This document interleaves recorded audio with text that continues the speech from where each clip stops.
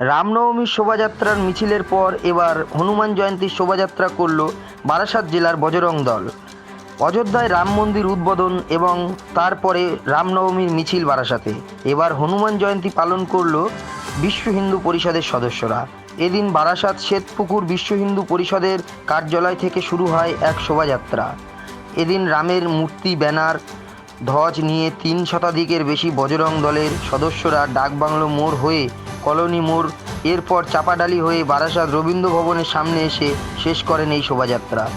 এই শোভাযাত্রা ঘিরে যাতে কোনো বিশৃঙ্খলা না তৈরি হয় সেই কারণে বারাসাত থানা পুলিশের নজরদারি ছিল চোখে পড়ার মতো। এই বিষয়ে বজরং দলের সদস্যরা কী বলছেন শোনাবো। রাম মানে মহৎ, রাম মানে বৃহৎ, রাম মানে মহাকাশ। এই মহাকাশ যখন এলো, বিশ্বকবি রবীন্দ্রনাথ ঠাকুরের নির্ঝরের স্বপ্নভঙ্গ কবিতাটা মনে পড়ে গেল। ওরা রামধনু বলে, রংধনু বলে, রামধনু বলে। এই রামধনু রবীন্দ্রনাথ ঠাকুরের কবিতাতেই আছে। বিশ্বকবি রবীন্দ্রনাথ ঠাকুর নোবেল পুরস্কার পেয়েছিলেন রংধনু লিখে নয়, রামধনু।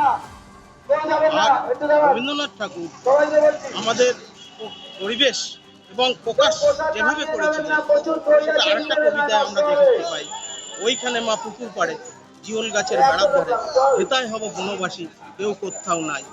মানে হেতায় হব বনবাসী কেউ কোথাও নাই, এটা কবি বলতে চেয়েছেন। ওইখানে মা পুকুর পাড়ে আমরা বনবাসী হব। পুকুর পাড়ে কে বনবাসী হবে? রাম এবং তার মা বনবাসী হবে।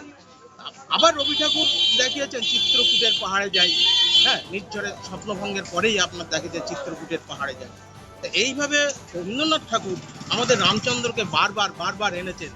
এরকম রামধনুকে নিয়ে উনি কবিতা লিখেছেন, নির্ঝরের স্বপ্নভঙ্গ। রামধনু ছিল, রাম জন্মগ্রহণ করার আগেও ছিল, বর্তমানেও থাকবে এবং আগামী দিনেও থাকবে, বর্তমানে আছে। তা রংধনু বলে যারা শব্দ জেহাদি, তারা রামধনুকে রংধনুই বলবে, রামধনু বলবে না। কিন্তু একদিন না একদিন তারা রামধনু বলবে। যেটা আমরা এবছর দেখেছি, অনেক শব্দ জেহাদি এবার জয় শ্রীরাম করেছে। এর গত বছর তারা করেনি। তবে কি আপনি ইনডাইরেক্টলি বলতে চাইছেন মাননীয় মুখ্যমন্ত্রী মমতা বন্দ্যোপাধ্যায়কে? কারণ আমরা দেখছিলাম রামনবমীর দিনই উনি রামনবমীর একটা র্যালি বার করেছিলেন। দেখুন, আমি রাজনীতি করি না, আমি হিন্দু সংগঠন করি। তবু যেহেতু বেঙ্গলে থাকি, সেহেতু কিছু দায়িত্ব তো আমার আছে। তা আমি যেহেতু হিন্দু সংগঠন করি, উনি যেভাবে আমাদের বিধর্মীদের পদলেহন করে যাচ্ছেন, এটা উচিত না। আমরা হিন্দুরা পদে পদে ঠকছি ওনার জন্য। আমি বাংলার প্রতি জায়গায় ঘুরে বেড়াই এবং দেখি মুসলমানদের জয় জয়কার। আমাদের মেয়েদের মুসলমানরা টেনে নিয়ে যাচ্ছে, ওনার কোনো ভূক্ষেপ নাই। আমাদের কোনো ছেলে যদি কোনো মুসলমান মেয়ে নিয়ে আসে, সেই ছেলেকে তুলে নিয়ে যাচ্ছে।